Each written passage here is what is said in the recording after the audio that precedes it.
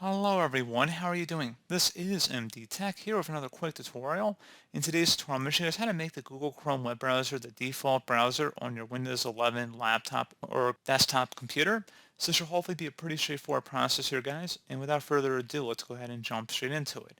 So all you have to do is open up the search menu and type in default.